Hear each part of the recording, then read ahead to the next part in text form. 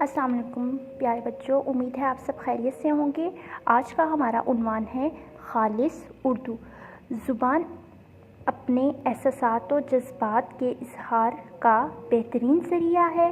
ہمارے ملک میں بہت سی مقامی زبانیں بولی جاتی ہیں۔ ان میں پنجابی، پشتو، سندھی، بلوچی، سرائکی، کشمیری اور کئی زبانیں شامل ہیں۔ اردو ہماری قومی زبان ہے۔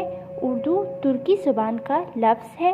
اس کے معنی لشکر کے ہیں۔ اردو بہت ساری زبانوں سے مل کر بنی ہے۔ ان میں عربی، فارسی، ہندی، ترکی اور کئی زبانوں کے لفظ شامل ہیں۔ اردو ایک مہذب اور میٹھی زبان ہے۔ اس کا شمار دنیا کی تیسری بڑی زبان کے طور پر بھی ہوتا ہے۔ اردو اتحاد اور یکجہتی کا ذریعہ بھی ہے۔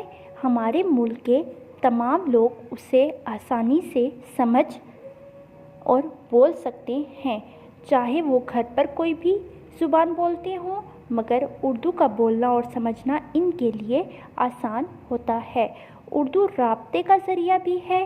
اس کے ذریعے دوسری زبانوں کے بولنے والے لوگ بھی ایک دوسرے سے بات چیت کر سکتے ہیں۔ اردو نے قیام پاکستان میں بھی اہم کردار ادا کیا۔ اردو زبان میں شاعری اور ادب کا بہت بڑا ذخیرہ موجود ہے۔ اس زبان میں خاص شائستگی اور تہذیب ہے۔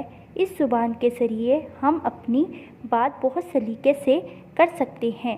ہماری قومی زبان ہماری پہچان ہے، اس لیے ہمیں چاہیے کہ ہم اس سے محبت کریں، اسے ذوق و شوق سے پڑھیں، اس کے ذریعے سے علم کا ذخیرہ اپنے دامن میں بھر لیں۔ بچوں، آپ سب نے اس کی 2 سے 3 دفعہ دہرائی کرنی ہے اور اپنا بہت خیال رکھیے گا۔ اللہ حافظ۔